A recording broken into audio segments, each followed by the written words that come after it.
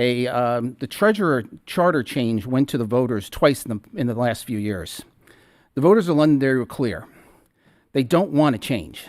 They want the oversight provided by the town treasurer, and they want it to be independent. Let's make no mistake in understanding these are public funds.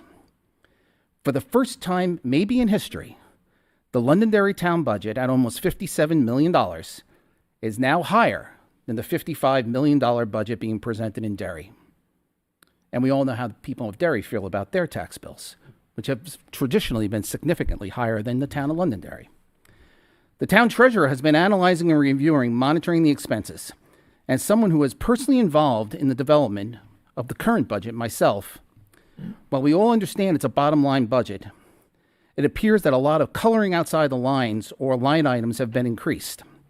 Many of these items are of a recurring cost nature, which were rolled into this next year's default budget. This is another reason why I am always seeing the default budgeting as a law that needs to be rewritten for today's economy, which I've been worked on with you, Mr. Dunn, the chairman. And we recognize that the default budgeting needs to be adjusted. The voters approved a budget, a cost, in collective bargaining agreements with the expectation that they would be honored. So the voters approved these. It's the job of the elected officials, all of you, to provide oversight. We've never had a revenue problem in Londonderry. Revenues keep going up. Motor vehicle, property taxes, everybody loves their property taxes. But if you're not careful, you're going to have a spending problem, which many other towns in this state have.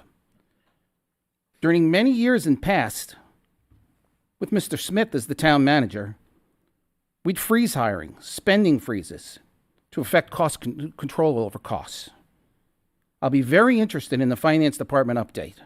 How much money will be left to return to the voters in the UFB, otherwise known as undesignated fund ballots? My guess is not much. It requires over $150 million to run all government and school bodies here in town. Over $125 million comes through this building. The community takes great pride that we do everything possible to protect our precious assets at the schools. Children, staff, first responders. Are we providing that same level of protection here in Town Hall? Or was that money spent coloring outside the lines? Thank you. Thank you, sir.